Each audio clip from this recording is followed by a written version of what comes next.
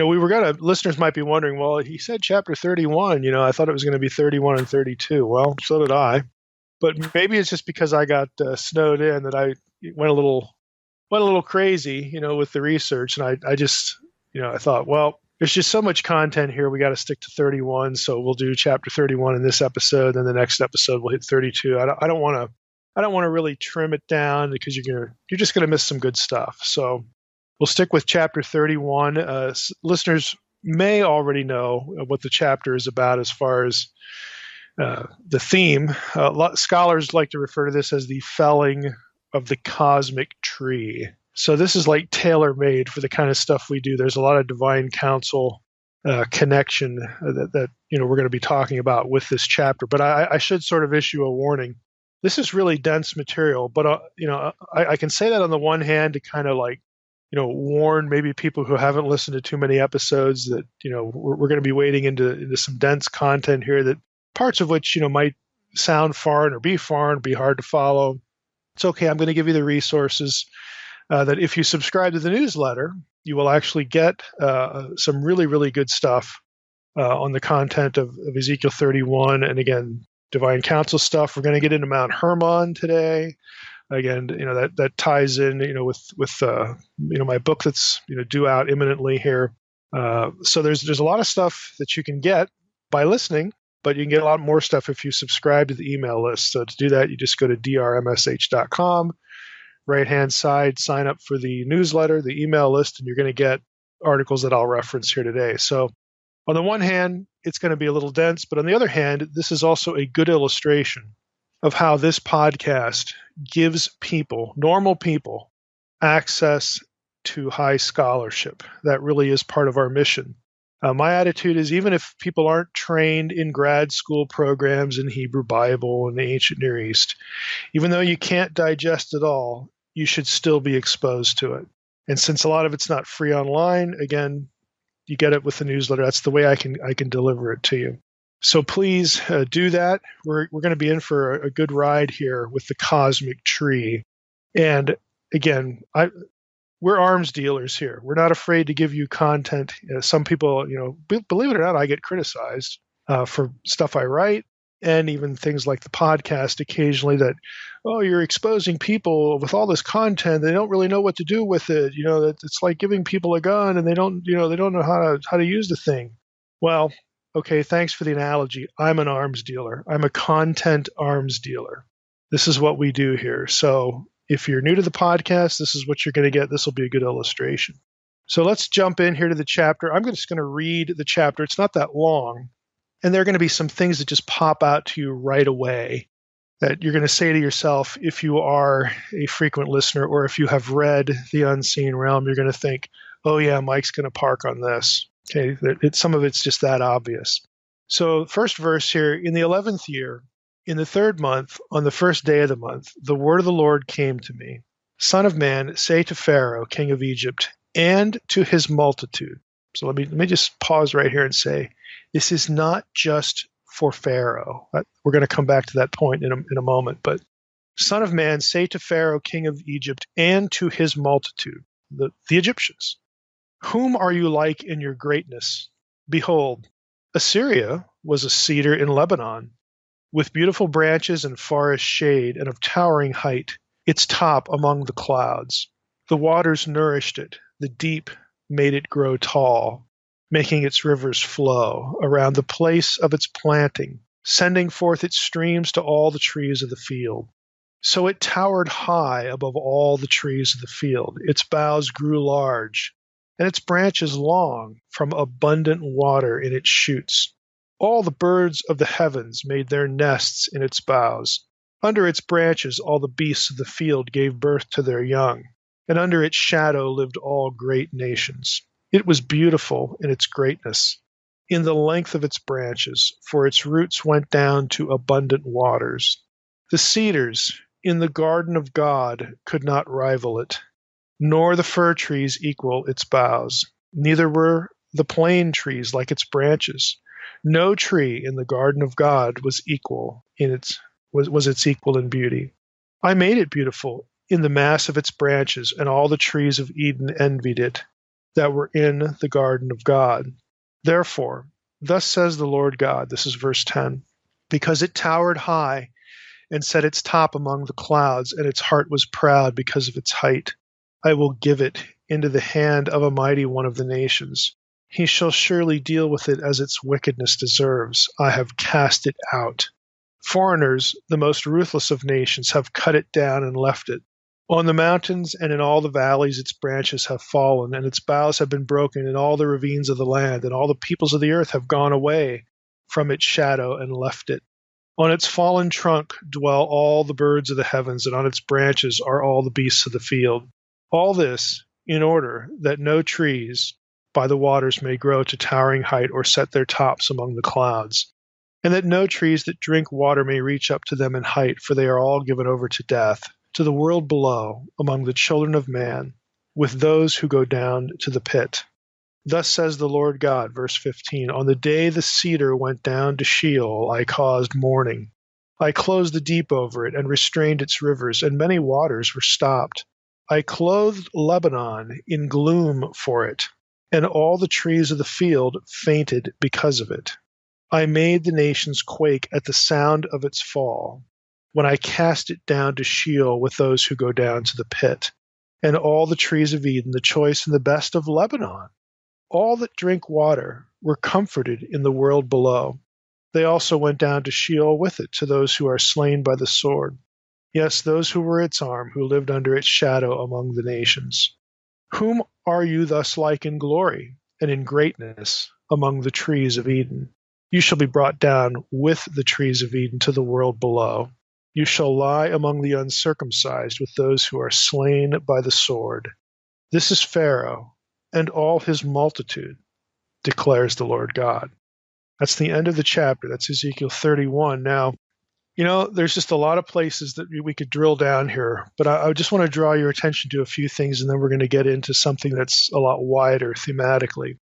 This is like other chapters in Ezekiel, like Ezekiel 28, okay? The writer is describing not just Pharaoh here, but the whole nation of Egypt, the Egyptian empire, the might of Egypt, casting them by analogy to something. And he actually, brings Assyria into it. So it's before the Egyptian empire, before they were a big deal. Again, try to think historically now to Ezekiel's time period. Before the Egyptians were a factor, a serious factor in this part of the world, again, in relation to the people of God. And this is really during the monarchy, we'll say. Who were the big enemies to the Israelite monarchy? Well, it was the Assyrians. Okay, we've talked about the Assyrians before in the podcast, in the book of Ezekiel. Again, the Klingons of the Old Testament. They were feared for lots of legitimate reasons, but historically, their power faded, and Egypt became the big stick on the block. But here we have in this chapter, and we've had other indications in the oracles against the nations in the two earlier chapters, that Egypt's time is going to fade, and they're going to be dealt with by the new power in the area that God is going to use to judge his own people and Egypt, and that is Babylon. So, we have a reference here to the prophet addressing the Egyptians and saying, hey, remember Assyria? Remember how awesome they were? Remember how powerful they were? He actually compares Assyria, again, to this tree. And again, using an analogy, and of course the point is, well, what precisely is the analogy? What is he comparing Assyria to that would make sense to the hearer? Again, to someone from ancient Israel who would read this later on. They're going to know what Assyria was about, but what's the other point of analogy? Now, clearly it has something to do with Eden, because Assyria is being compared to this magnificent tree, again, what scholars are going to call the cosmic tree, the world tree. We'll get into that concept in a moment. Assyria is being compared to it, and God's telling the Egyptians, look, hey, they were just great, but they fell. Assyria fell because of their hubris. I judged them, again, because of their arrogance. And I'm going to judge you for the same reason.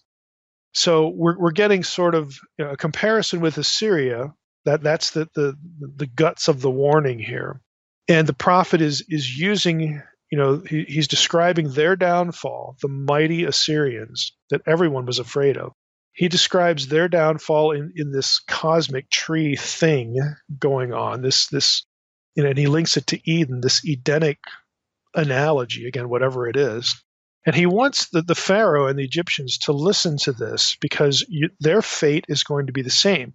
If Assyria was judged, who do you think you guys are? Okay, I'm going to bring somebody along to judge you. And of course, we know from other parts, of the Old Testament, other parts of the prophets, that Babylon's going to get judged too. We don't get that in the book of Ezekiel because in the book of Ezekiel, the Babylonians are God's instrument of justice against the nations and to judge his own people. But for instance, a book like Habakkuk, this is what the book of Habakkuk is about.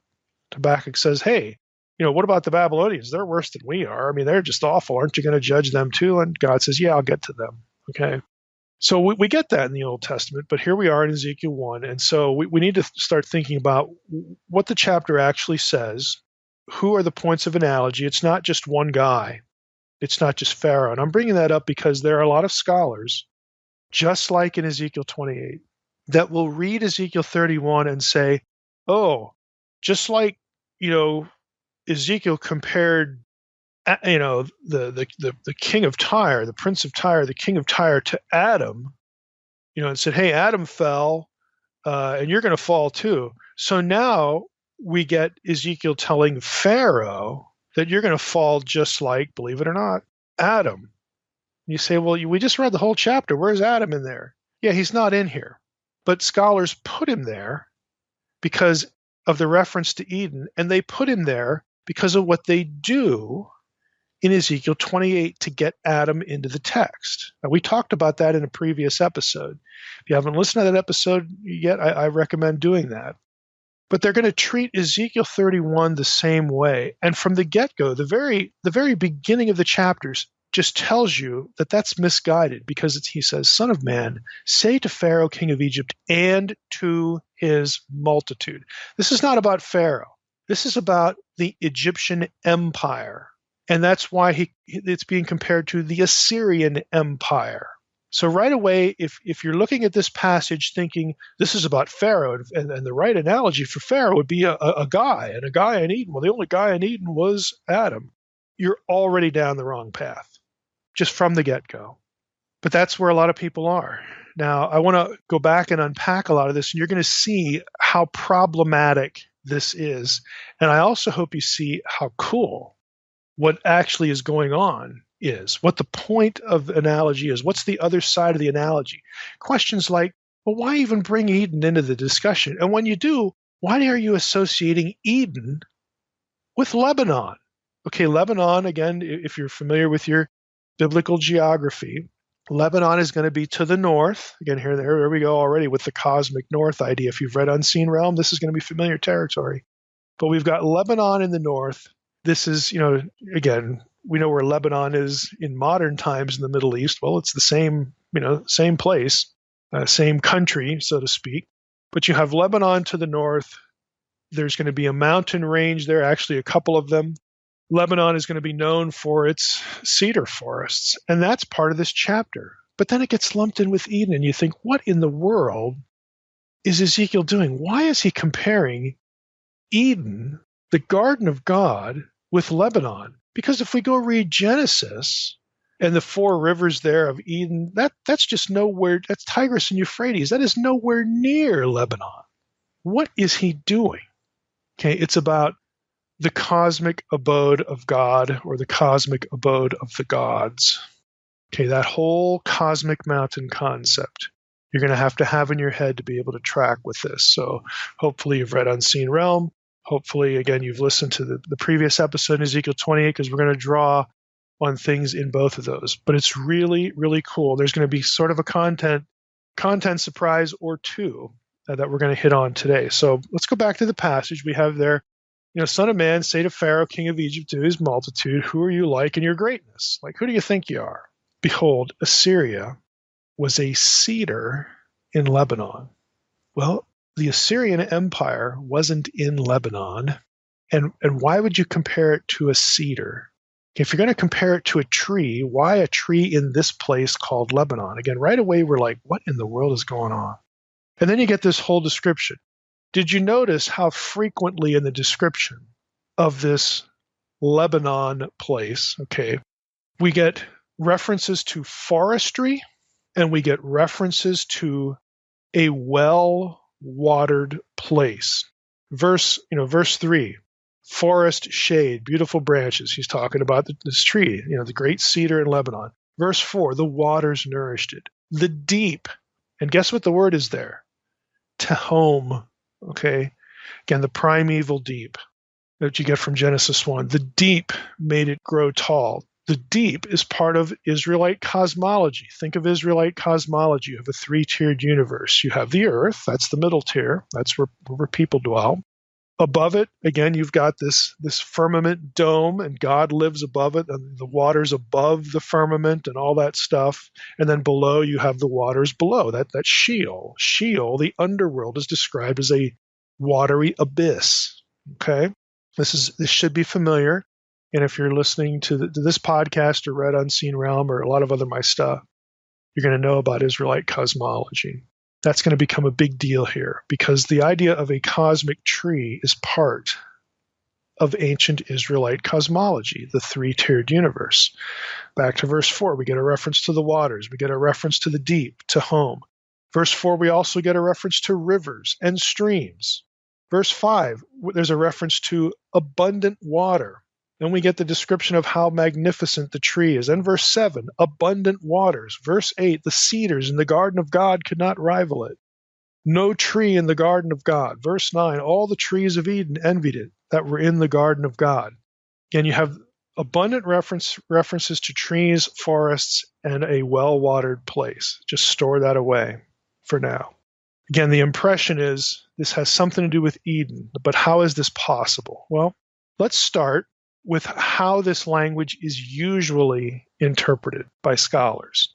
Scholars typically will note, if you have a good commentary, something that tries to take the text seriously, gets into the text. Scholars will note that the passage obviously draws on the notion, this idea, this concept of the world tree or the cosmic tree. Again, you have to conceive of this. It's hard for us because we're modern. You have to think of a giant tree whose boughs reach to the heavens. I mean, the very heights of the heavens, even beyond the sky. It's planted on earth, though, so the tree is as tall as the sky is. And then its roots descend into Sheol to draw up this water. Again, it's watered by the abyss, by the deep. Okay, so this tree is like a pole or a column that runs right through the earth. And again, if you're thinking about Israelite cosmology, to the Israelite, ancient people, very typical worldview that the earth was a round, flat disk. It's set on top of pillars. It's surrounded by water. Underneath it is water in the underworld. It's covered by the dome, that meets the edges of the horizon, where light and dark, are separated. That's Proverbs 8. Again, lots of references to this. I have a whole lecture that's online about Israelite cosmology. But running through the center of this is this gigantic, enormous tree whose branches go to the heavens and whose roots go down to Sheol. By the way, that's something that the flat earthers won't tell you about, will they? In other words, they'll make a big deal that Heiser and others, talking about Israelite cosmology. Well, we have to believe that the earth is flat because, that's what the Bible says. Well, the Bible talks about the world tree too. And I don't know about you, but we ain't running into a giant tree whose branches extend to the heavens and whose roots go down to Sheol. So the flat earthers conveniently forget that part of ancient Israelite cosmology. Again, believing this in the modern world is as dumb as it sounds, but the language, again, the YouTube videos, whatever you get on the earth is really flat, none of them touch this. They just don't. They're either ignorant of it or they just conveniently forget it. But it's part of biblical cosmology. Now, Allen, in his commentary, his Word Biblical Commentary, the second volume on Ezekiel, pages 124 and 25 says this, like he puts it this way. After the direct rhetorical question of verse 2b, the story is told of a magnificent tree, a mythological cosmic tree. From verse 10, the story takes a sinister turn as the tree is accused of pride and wickedness, and Yahweh describes how he had it cut down and humiliated. In verses 15 through 17, the ritual mourning for the tree and its descent to Sheol are related, while verse 18 returns to the present and to direct address to a threat of future punishment that echoes the language of Sheol used earlier. So I'll continue a little bit more. Verse 18 has a summarizing role, presenting the chapter in a nutshell with greater clarity. The motif of the cosmic tree is well attested in ancient mythology. It presents the living world as an enormous tree with its roots in the subterranean deep and its top in the clouds, a shelter for every living being. It is a separate motif from that of the tree of life. So we're not talking about the tree of life here. This is something different. Although the two were often linked, as later in this poem. They're both in Eden, so they both get talked about. The motif came to greatest prominence in Indian, that's ancient India, and Scandinavian mythology. There is some evidence of it in Sumerian and Mesopotamian literature. Now, there certainly is, and we're going to talk about that as well.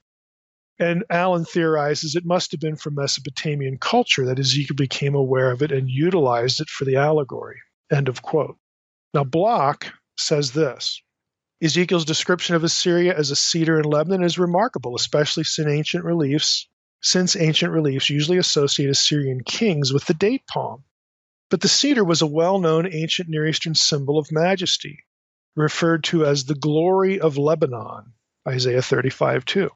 From the second millennium, the cedar was especially valued for the construction of palaces and temples.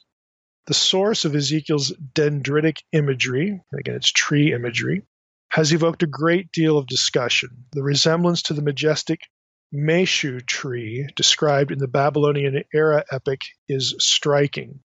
Now we're going to talk about, I'm going to stop there with Bloch, we're going to talk about the Meshu tree and go back to a little bit of what Bloch says about it. But I'm doing this for a reason. When I talk about Ezekiel 31 here, that it has something to do with the world, the cosmic tree, I'm not making something up. This is well known in ancient Near Eastern Hebrew Bible scholarship. Okay, again, it might not be known, you're not going to hear this in church. The flat earthers aren't going to tell you because they want the earth to be flat. They don't want a big tree running through the axis of the earth all the way up to the sky down to Sheol, because that kind of ruins their view, because you'd see that if it was there. So you're not going to get it there. But this is well known. Again, this isn't idiosyncratic to Mike. It's very well known. Now back to Bloch. He says, Ezekiel's allegory, he says, is a political rather than mythological statement. Okay, well, we'll see. Those of you who have read Amar Anos's article on the origin of the Watchers and an Unseen Realm, you're going to detect pretty soon here that how old Bloch's commentary is. It's over 20 years old. And he's really missing a lot of information here, but I'm going to read what he says anyway. He says, allusions to the gods, are missing entirely. Well, they are, but of course the abode of the gods is there. The appeal to the garden of God, he says, carries little, if any, mythological baggage. We're going to find out in a moment how wrong that is. Because the tradition of Genesis 2 would have been familiar to Ezekiel's audience, it provides a useful standard by which the glory of Assyria and Egypt could be measured. For Ezekiel, the superlative cedar of Lebanon represents simply the foremost political force of the day. Again, Bloch wants to drift away, from seeing too much ancient Near Eastern mythology here. Why? Because he's with a lot of the other scholars that doesn't want this to be about the divine council and the abode of the divine council. He wants it to be about Adam. Okay? So again, both for that reason, and also he's writing 20, 25 years before material like Anos, ferreted out for us that I was able to take advantage of an Unseen Realm. It's dated. It's dated material. He also says, quote, Ezekiel's allegory finds its closest analog in another biblical story, Daniel 4, verses 7 through 9. Remember the big tree there with Nebuchadnezzar and all that? But that's a problem too, because that is clearly mythological material. It's not just about Nebuchadnezzar, just like this isn't about Pharaoh. There's a clear Mesopotamian connection with both Ezekiel 31 and Daniel 4, and it's the same connection. Bloch seems unaware that the Meshu tree gives the account in Daniel 4 and in Ezekiel 31 a distinct mythopoetic, mythological flavor, and that the tree in Daniel is in fact related to the Meshu tree. So it's far more than political. This isn't just a political analogy. There's something a whole lot bigger going on. Now, for listeners, again, if you subscribe to the newsletter, you're going to get an article. I'm going to put an article in the folder that I use for podcast, articles that I reference here, by Silviu Bunta. It's called The Meshu Tree and the Animal Inside, Theomorphism and Theriomorphism in Daniel 4. It's a journal article. Theomorphism again is how is God's form or shape described. Theriomorphism is animal form. Again, it's just what it means. It's kind of an odd academic term. But if you read that, you're going to see that, oh yeah, we've got a lot going on in Daniel 4 that most people don't realize, and we got the same kind of thing going on in Ezekiel 31, and it ain't just political. This is theological messaging, again, through the use of ancient Near Eastern religious thinking. It is all over this chapter and all over Daniel 4. The cosmic tree, again, is not symbolizing just a man, and this is where Bloch and others want to go, because they're thinking that Ezekiel 28 is just about comparing the Prince of Tyre to Adam. Let's not have the divine council in there. Let's not have a divine rebel in there. Let's not have council rebellion in view. Again, that is quite misguided. You go back to Ezekiel 31 here, the text never says it's about Pharaoh. It's about the nation. It's about the empire. It's about Pharaoh and his multitudes. That empire, with its hubris, is analogized to the great tree. A man isn't the point of the analogy. The might of Egypt collectively and the hubris that goes with it is the point. It will fall just like Assyria did. And when we get to Daniel 4, the message is the same. Nebuchadnezzar, whom God will use in the time period of Ezekiel to judge Egypt, will be subject to the same judgment. And he gets the same imagery, the same messaging. Now you look at verses 15 through 17 and ask yourself if the description there fits with only one person, Pharaoh. Again, I'm belaboring this because this is how the chapter is typically talked about. Again, so that we're talking about Pharaoh here so we can justify isolating the discussion of the Prince of Tyre in Ezekiel 28 to the man in the garden, to Adam. Again, I'm saying that's just misguided. But let's just stick here. Let's try to stick with just Ezekiel 31. Here's verses 15 through 17. Thus says the Lord God, on the day the cedar, in Hebrew it actually says it, on the day it went down to Sheol, I caused mourning. I closed the deep over it and restrained its rivers, and many waters were stopped. I clothed Lebanon in gloom for it, and all the trees of the field fainted because of it. I made the nations quake at the sound of its fall, when I cast it down to Sheol with those who go down to the pit. And all the trees of Eden, the choice and best of Lebanon, all that drink water, were comforted in the world below. They also went down to Sheol with it, to those who are slain by the sword, yes, those who were its arm, who lived under its shadow among the nations. Now here's some questions. Why would Lebanon mourn for Pharaoh? Well, it wouldn't. Well, it's actually mourning for one of its own. Remember, the analogy is about the tree. So Lebanon, the forest in Lebanon, they're not mourning because of a man. They're mourning because of one of their own. The tree, the great tree, has fallen. Now, I'll just telegraph where we're going to go with some of this. The trees here are not representative of people in the garden of God.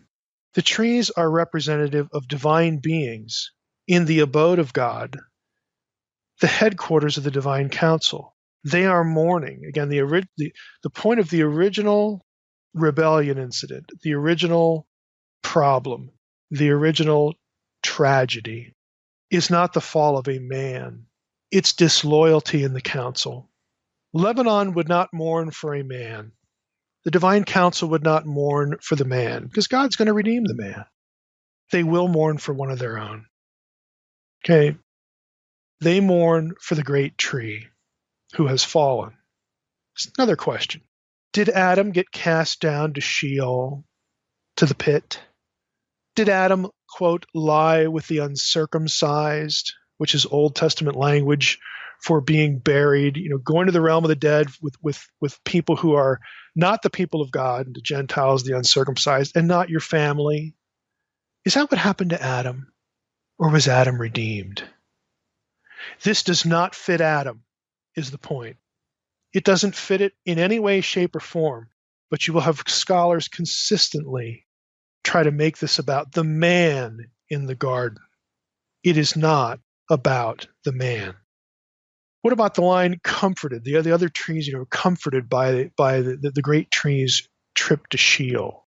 Well, the verb here in Hebrew is in the niphal stem, and it can also be translated, they were filled with regret. Very common translation for this lemma in the niphal. And I would suggest to you that makes a great deal of sense, and that the ESV has sort of missed an opportunity here to have the passage make sense. Again, every translation has its problems. It's not a crime, just an observation. But the other trees, they're mourning for one of their own, and they are filled with regret. The other trees of Eden joined in this lament. Maybe the point is that this great tree and others like it, okay? Maybe when we bring Assyria into the picture, maybe we have other divine rebels. Remember the gods over the nations? The gods assigned, allotted to the nations, Deuteronomy 32. Again, if you're new to the podcast, I can't go over all this information for you. You have to read Unseen Realm or watch the videos, on the podcast site. Start here. This is why they're there. Remember the gods who were allotted to the nations? They become corrupt. They fall. Maybe the point here, in an extended way, is that we've got lots of problems here with rebellion in the council. Others, like the original great tree, cast down to the pit. That's their destiny. And maybe that's the point. Some of these trees, again, were originally loyal. They were originally part of the forest in Lebanon. They were originally part of the council. And it's not just the great tree that ends up in Sheol, but there are others that end up in Sheol. Others that will go down to the pit. And there's regret. Now, again, just to belabor the point, it's just not about the man in the garden. This is about a divine rebel cast down to the pit, and other rebels like him are going to be cast down as well. Now, it could be, again, and it's difficult to tell because it's poetry. Hebrew stems and conjugations don't have ways of specifically plotting out their time and the chronology. This might be the only place that I know of where you could suggest that when the great tree fell, okay, the original divine rebel, Genesis 3, he's the Nakash, Isaiah 14, it's Helel ben Shakar, the shining one, the son of the dawn. When they go bad, others went bad with them. And we don't have a reference here to a third of the trees. We don't have a third of the angels and all that stuff. But it's possible, I'm not convinced of it, but it's possible that there may have been more than one. Again, if we press the analogy to that level, as opposed to others proleptically. Look at Ezekiel's writing in the 6th century BC. What happened at Babel is long history. Okay, the gods are a lot of the nations and they go bad. Okay, that could very easily, and I think it is, a reference to what's going on here. But you could press the analogy to make the other point. The point is that this is not about a man in Eden. This is about the forest itself, the members of the divine council. One of them falls and they mourn. Okay, so the original ancient point of the analogy is divine rebellion. Again, we saw this in Ezekiel 28. Now, that article I referenced, Bunta, about the meshu tree, he confuses this point as well. And I want to say something about him for those of you who will read that article. He wants the meshu tree material to be about Adam. And you say, well, how in the world does that work? While we're definitely dealing with a divine council in the context, just like Isaiah 14, Ezekiel 28, Genesis 3, there's a man in Eden. Okay, we obviously can't deny that. There's a man in Eden. But I am denying that this story is about his fall, because he doesn't go to Sheol. He's not unredeemed. He doesn't, lie with the uncircumcised. None of this stuff fits. But nevertheless, Bunta and others, would say they still want to look at this as Adam. Now, Ezekiel 31 shares obvious elements with Isaiah 14, these references to Sheol. Taylor writes this: the use of a cedar of Lebanon as an allegory for a mighty nation is no new thing. Ezekiel used the same idea in chapter 17, and other echoes of the language in this chapter may be found in chapter 19, chapter 26, chapter 28. Isaiah's description of the descent of the king of Babylon into Sheol has distinct similarities. Isaiah 14. And Daniel's description of Nebuchadnezzar's dream uses much the same imagery. Daniel 4. Right? Yeah, that's all true, but ask yourself the question, or just make the observation. There's no way to get Adam in Isaiah 14. It's not like Ezekiel 28 when you can appeal to the Septuagint and you can just put him there because of what a translation does with difficult Hebrew. You can't do that in Isaiah 14, and you can't do that in Daniel 4 either. The only way to view all of these chapters that have shared imagery between all of them, the only way that they can all be consistent in the same way is to opt for a divine rebellion being at the heart of the imagery. The awfulness and the pinnacle of unthinkableness of such hubris that one among the council would go astray. If you look at all of the passages through that lens, not just, you pull one out, you pull another one out and say it's about a man. If you look at all of them that way, they are consistent with each other. And again, that's what I'm suggesting here. Now, Bunta, back to him, he'll latch on to the phrase, the description of the Meshu tree as the flesh of the gods. This tree was the flesh of the gods. The stuff from which an insignia, a symbol of the gods is made, which of course, sounds like idolatry. And that's the way it's treated in Mesopotamian stuff. People take the wood from the Meshu tree and they make an idol.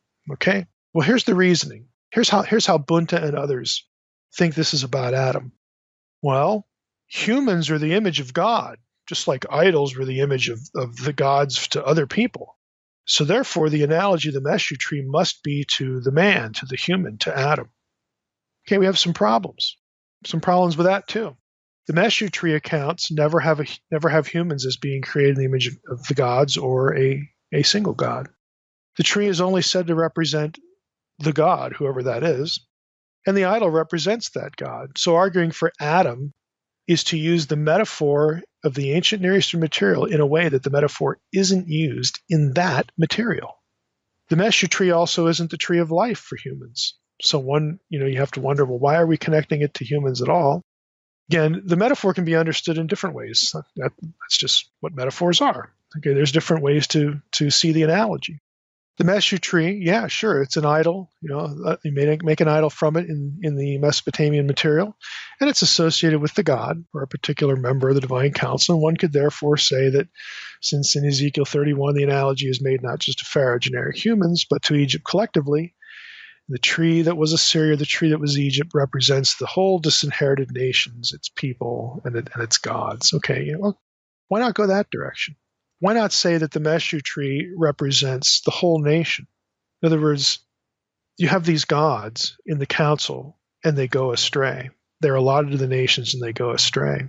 And so one of the trees in the council is assigned to people, and the people represent that deity, and he represents them. Why not go for that? Why do we have to say it's about Adam? Why not, again, apply the metaphor in a different way to the relationship of the gods to their nations? Again, I'm just suggesting, I'm not saying that's the way we should. I'm just saying that we can. Now, to flesh this out, again, pardon the pun there, it's worth noting that the Mesopotamian Meshu tree wasn't unique. It wasn't just one tree. In Mesopotamian material, when it talks about the Meshu tree, it's not just talking about one tree. So we're not talking about one tree that has to symbolize or be linked to one human, to Adam. Amar Anos, which is his article on the origin of the Watchers, it's already in that folder. I've mentioned it many times.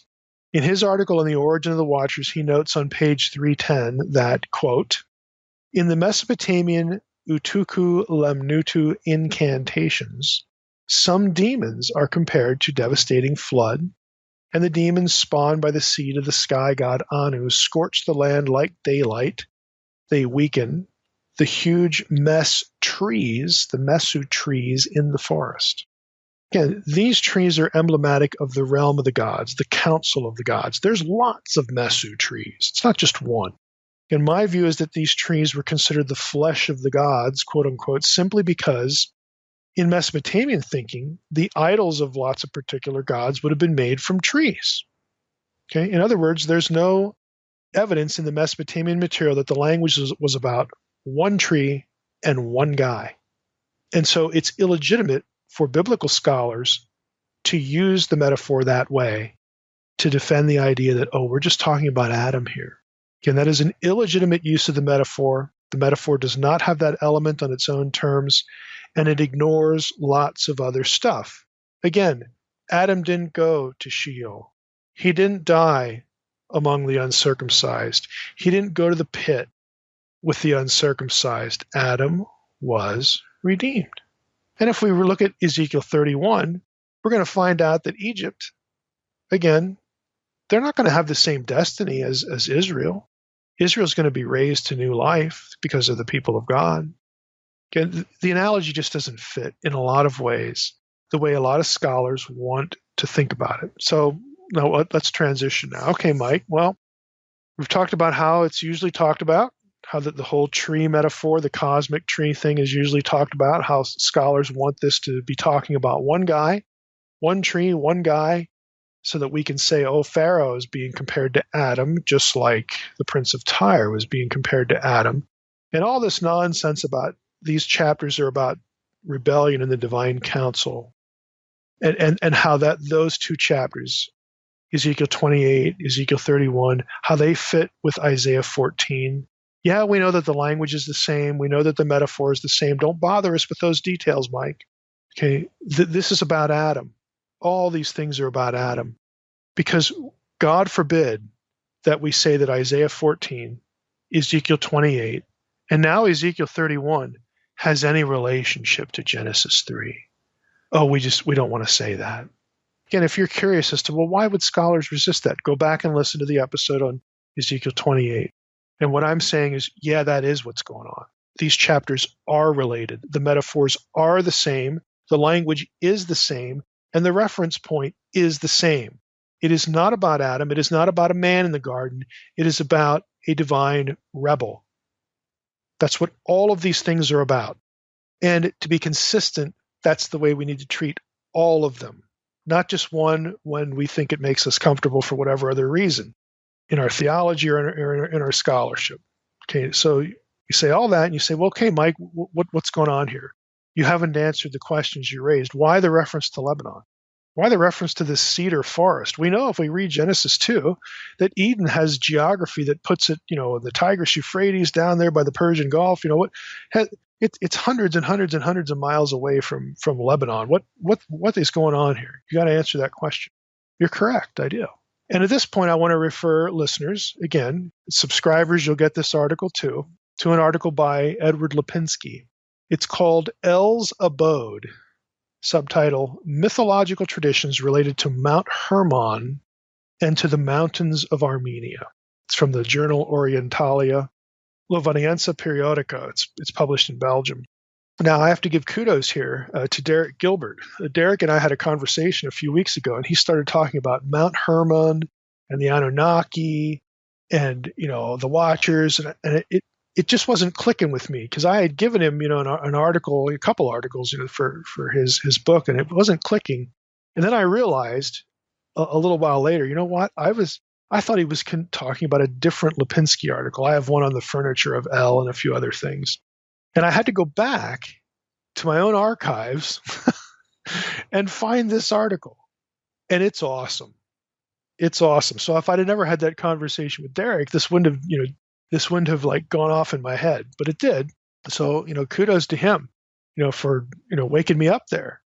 Now, this article, like I said, is just amazing. I can't go through the whole thing. It's about 60 pages long. It's a long article. And it's very detailed and it's very dense. So everything I'm going to say here, I'm going to extract from the article a few things. Lipinski goes into mind-numbing detail to establish in various texts, in various languages. He is not making any of it up. Trust me. I mean, go look at the article. You'll find out. You don't have to trust me. Just go look at the article. So here are a few summary points of this, and then we'll tie this into Ezekiel 31, and then that'll be the essence of our episode here. Lipinski starts out. He points out that because the article is about where does El live? Okay, El, Ugaritic El, who was the head, he was the one who fathered all the other gods. He's the highest authority, the high sovereign. Even though Baal, who is his co-regent, gets called the Most High and all that stuff in Ugaritic religion, he still has to get permission from El to do things. And we know in the Hebrew Bible that Yahweh, the God of Israel, gets described with both El epithets and Baal epithets, and that's because the biblical writers want to elevate Yahweh above El and Baal. Both. Ugarit was their next door neighbor. Of course, religiously, Baal had a big influence. El worship had a big influence on the Israelites, and so the prophets will use this material to say, no, Yahweh, Yahweh and this other guy El are two different things here. You need to worship Yahweh and Him alone, and all that stuff. Okay. All of that said, there was a lot of speculation, both in ancient times and in scholarship, about Ugaritic texts talk about El's abode and El's council, where it meets, and all this stuff. Now, we get a description of Baal's. Baal's council is in Saphon, the remote north. But what about El's? Now, up until Lipinski's article, most scholars would have put this location, where is El's mountain, at a place called Afka, Mount Afka, near Kirbet Afka. It's a mountain that's between Byblos and Baalbek. And again, for subscribers, I may put this on because I just made this up, myself, but there's a PDF of a map in the folder for subscribers that you can, as you're listening to the podcast, you can look at the map. But there's again a well-known place here between Byblos and Baalbek that most scholars thought, this was what the ancients thought was the mountain of El, the dwelling place of El. Lipinski points out, though, that, there isn't a single Ugaritic text that names this as the place of El and his council. And besides that, Afka is just a common noun. It's never used as a proper noun. So he says, I'm not convinced. I think there's a better possibility. And that's what his article is about. He writes this: it is likely the Ugaritians located the abode of El somewhere in their own geographical horizon, but rather far from Ugarit, since one Ugaritic text says, and this is text 51 from Cyrus Gordon's Ugaritic textbook, if you want that. It's also KTU 1.4, column 5, 20 through 25. It says this: it locates this place 1,000 fields and 10,000 acres distant from Mount Safanu, which was Baal's mountain. So you get sort of a vague description. This is where El's house is. 1,000 fields, 10,000 acres distant from Mount Safanu. So Lipinski seizes on this and says, let's try a few locations out, and let's look in the Ugaritic texts for maybe some vocabulary that we can figure out where this would have been. So the rest of his article, this is what he's doing. And again, catch your breath here. This is what he says. He is convinced, and his article, I believe, presents a compelling case, that the mountain of El for the Ugaritic people, again, would have been in ancient Armenia, but for the biblical people, for the Israelites, what they associated the Ugaritic stuff, the Ugaritic verbiage here, and their own conception of where El lived, they believed it was Mount Hermon. Lipinski, for example, again, he goes through lots of stuff. He makes this comment. He says, there's an old Babylonian version of the Gilgamesh epic that identifies Hermon and Lebanon with the dwelling of the Anunnaki.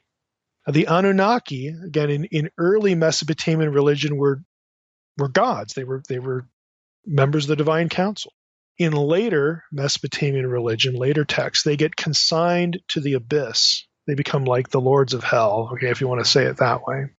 But in the old Babylonian text, the story of Gilgamesh, they're just part of the divine council, and the place where they meet is Hermon and Lebanon. The Ugaritic term for Hermon is Sharyan. That is very, very, very, very close to Sirion in Deuteronomy 3:9, Psalm 29:6, and 1 Enoch 13, verse 9. So what Lipinski does is he ties all these threads together and basically says, when we're talking about the forests of Lebanon, when we're talking about the cedars of Lebanon, there are other phrases, cedar mountain, as the abode of El. Again, his article goes through all the data, which I don't have time to just spill it out to you. He's suggesting, again, that Mount Hermon was, to these ancients, the dwelling place of the divine council. This is where they met. And it's specifically actually linked to the Anunnaki in this old Babylonian version of Gilgamesh. I'll even read it to you. This is from, if you have Pritchard's Ancient Near Eastern Texts of the Old Testament, the third edition. This is pages 504 and 505. Again, this is the old Babylonian fragment of the Gilgamesh epic. Gilgamesh is talking to Enkidu. And they're in the forest, okay, and they have to confront this monster, Huwawa. It says, Gilgamesh heeded what his friend said. He took the axe in his hand. He drew the sword from his belt, and Gilgamesh struck him, Huwawa, in the neck. This is the guardian monster of the forest. And so they kill Huwawa. He struck the watchman, Huwawa, to the ground. For 2 leagues the cedars resounded. Enkidu killed him with him. And then there's a reference to the forest cedars. Then Enkidu killed the watchman of the forest, with him, and at whose word Saria, which is the Akkadian word for the Ugaritic term Sharyan and the Hebrew term Sirion, at whose word Saria, in other words Hermon, Mount Hermon and Lebanon, trembled. All the mountains became, and then there's the text is broken. All the hills became, text is broken. He slew the gap, and then there's a reference to the cedars. Then it says here, he opened up, they pressed on into the forest, and he opened up the secret dwelling of the Anunnaki. Gilgamesh is there cutting down trees, and the forest is referred to as the secret dwelling of the Anunnaki. Again, without getting into too much detail, because it's tough to translate this to a podcast, Lipinski's article demonstrates that these terms that you run across in these ancient texts, Sharyan, Sirion, a reference to a cedar forest, a cedar mountain, again, they point to Mount Hermon as being the dwelling place of El's council. And it makes sense, because that's where you have a cedar forest. And not only that, Lipinski goes on for 2 or 3 pages talking about how well-watered it is geographically. El's abode in Ugaritic text described as a well-watered garden. Okay, you have the watering motif there, you have the garden motif, you've got the cedars, you've got all this stuff. So again, why the connection with Eden? Because Eden was the cosmic mountain. It was the dwelling place of Yahweh. It was the place where the divine council met to listen to Yahweh and figure out, hey, what's on the task list for today? It's where humans are created to be part of the council, and then to overspread the earth and make the rest of the earth like Eden. Okay, the cosmic mountain, the dwelling place of God. This is why Eden, we talked about it in Ezekiel 28. I've talked about an unseen realm. This is why Eden can be talked about as a garden and as a mountain in Ezekiel 28. Okay, it's just where God lives. That's all that the terminology means. It's where God lives, and where God lives, that's where he does business. And where he does business, the council is. Well, one of those biblical descriptions, we have Eden, we have Zion, we have Sinai, and we have Lebanon. Okay, there are references in the Psalms to this. Psalm 42, we have Psalm 48 that, about the dwelling place of Yahweh, being the heights of the north, the Baal's mountain. But you also get it with references to Tabor and Hermon, again, being, associated with Yahweh. Psalm 42, 6 and 7. catch the language here. The psalmist says, "My soul is cast down within me. Therefore I remember you from the land of Jordan and from Hermon, from Mount Mizar. Deep calls to deep at the roar of your waterfalls. All your breakers and your waves have gone over me." Again, Hermon, well-watered. It's a forest. Again, there's another, they're just, again, I can't really, bring all the references together. And that's why I'm giving you the reading material. But these places are cosmic mountains. These are places associated with where God conducts business. Now, to wrap up here, because I know the episode's getting a little long, but to wrap up, I want to take you back to Amar Anas's article, because he actually discusses a number of these themes, and I'll read you a couple of things from Lipinski as well. And just listen to how this language about Hermon and Lebanon makes sense in the context of the divine council and the watchers and the gods of the count. All these ideas again that to listeners of this podcast should be familiar. We'll start with Lipinski here on page 40. He says, according to the Midrash Rabbah on Genesis 33, the cavern of Pan, the cavern of Banyas, which of course is on Mount Hermon, was one of the outlets of the deep or the ocean from which came the waters of the flood. A rabbinical tradition identified this with the source of the Jordan, with one of the fountains of the great deep from Genesis 7, 11, and 8:2. In accordance with ancient cosmographical ideas, the outburst of water from the cavern of Banyas, this is Mount Hermon, has thus been conceived as an eruption of the subterranean ocean on which the earth was believed to rest. On the other hand, the Testament of Levi 2, verse 7, that's a pseudepigraphical text, locates above Mount Hermon a great sea hanging there, which is a celestial ocean. Again, remember in the Hebrew Bible, God dwells above the firmament, above the waters above the firmament. Page 41.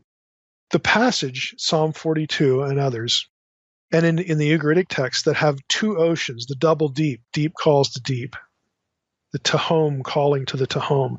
These passages have the subterranean source of the fountains, springs, and rivers that come out of the earth, and the celestial reservoir from whence comes the rain. They join in the region of the upper Jordan and of the, quote, giant Mount Hermon, whose summit was supposed to reach up to the first heaven.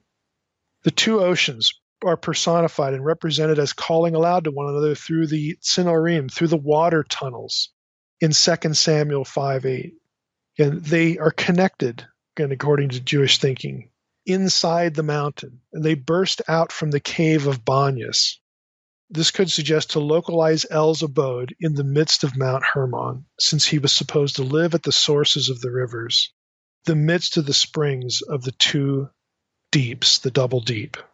Anas says this, there are more reminiscences of the Mesopotamian origin of all this, the backdrop, in other versions of the angelic descent myth. Now we're talking about the Watchers.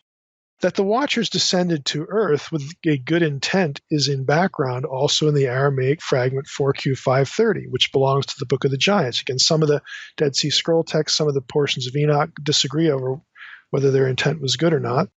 But he says, in this text, in this Aramaic fragment, it contains in a broken context the reference to the Watchers as gardeners at work, nurturing and protecting the trees, which connects the Watchers prior to their apostasy. What they were doing. They were the gods. They were the sons of God. They were these divine beings there to help take care of Eden, take care of the divine abode. This reference to gardeners is to be compared to Jubilees 5:6, where God sent the angels to earth, and further specifies the reason, in order to instruct human beings and to act with justice and righteousness upon the earth. But of course they go corrupt. According to Jubilees, only after the Watchers' arrival and sojourn among human beings were they corrupted and led astray by the irresistible beauty of mortal women. The statement in the Qumran fragment that the gardeners were watering may be an allusion to the initial good work, the good mission of the Watchers. But then they go corrupt. On another page, 304 Anas, he says, in an old Babylonian fragment, so he's talking about the same one Lipinski is, an old Babylonian fragment of the Gilgamesh epic, the Cedar Mountain is identified as Hermon and Lebanon. An interesting coincidence of identity. The association of the Watcher's sons with a cedar forest in the Damascus document from Qumran says that they were tall as cedar trees and they had bodies like mountains. And this is a Dead Sea Scroll. Another one. The account of the flood, this is Anas 309, 310. The account of the flood and its results in the Era epic again invites a comparison with Jewish lore about the Watchers and the giants. In the Qumran fragment 4Q530, which mentions the Watchers as gardeners, there's also a reference to destructive water and fire, abruptly doing away with all the flourishing vegetation in the garden under the Watchers' care. The gardeners in this symbolic dream refers to the Watchers and the trees to the giants. Another Qumran fragment, which is probably a textual witness to the same dream, mentions a garden and a tree with 3 shoots, which apparently survives the flood. The image serves as a symbol for the preservation of Noah and his 3 sons. This narrative refers to the Watchers' original mission as culture bringers. Remember that phrase of the Apkallu? If you've read Unseen Realm, you know what we're talking about. When you read Reversing Hermon, you'll know it even more. The Watchers, who were the original culture bringers, had turned to evil, and the final result was their destruction by the flood. Again, all these ideas, here's the point. Ezekiel had access to all this stuff, or scribes in Babylon who edited the book of Ezekiel into the form we have had access to all this stuff. These ideas in Israelite hands describe a primeval forest, okay, that is the dwelling place of God. Just like in other texts, the language of a garden is used, or the language of a mountain is used. Here we have the primeval forest of the divine council, the well-watered garden abode, the mountain abode of God, also known as Eden, also known as the cosmic mountain. Hermon and the forests right next to Hermon are easy matches for all of these things. The perspective, again, that unites all of this. Just think about what we're doing here. We have Ezekiel 28, references Eden as a garden and a mountain. And we have a divine rebellion in there. That's the point of the analogy. We have Isaiah 14, which shares language from Ezekiel 28, that the divine rebel gets sent to the abyss, gets cast down to Sheol, cast down to Eretz, the earth, which is another word for Sheol. The council loses one of its members. We have Ezekiel 31 that describes the same thing, but now we get the element of that the great tree has fallen and the other trees mourn. And frankly, it's not over, because there are going to be other trees, other members of this council, who are also going to be cast down and take up residence in Sheol, in the underworld. All of these things, Ezekiel 28, Ezekiel 31, Isaiah 14, and Genesis 3, utilize the same metaphors, the same point of analogy of a divine rebel, not the man, not Adam. Inserting Adam into all this actually messes up the coherence of all the data. Without him, the mosaic of ideas comes together really, really nicely. Now, that may irritate some who don't want their demonology moved beyond a snake in a garden, and they don't want to hear about a divine council, much less a rebellion in the divine council. But folks, I don't write the stuff, okay? I just try to do some work to understand it and get you to material to help you understand it. And so what we have in Ezekiel 31 is, yet again, another reference to a rebellion in the divine council that is used, in this case, to say, look, Egypt, you think you're great, but nations and their gods who are greater than you have fallen. And to reinforce that point, I'm going to draw on the story of a wonderful being in a wonderful place, right there with his comrades in the divine council on Hermon, okay, right there. And they were judged. As mighty as these gods, these divine beings were, they're better than humans, okay, as mighty as they were, when rebellion against the will of God, against the high God, the most high God, when rebellion against him happens, it will be dealt with. So take heed, because you're nothing special. You're not an exception. You will not be a footnote to this pattern. You're going to be judged, just like they were, and just like others like you, other nations, have tried to flaunt themselves against the will of Yahweh.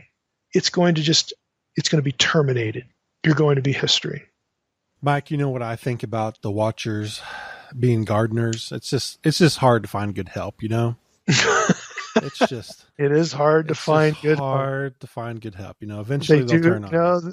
Right. They start out so well, and then what do you got? Exactly. There's always a bad apple in the bunch. Exactly. No, I like it when you get snowed in. I mean, you go overboard on research. I like this. Yeah, it went a little haywire.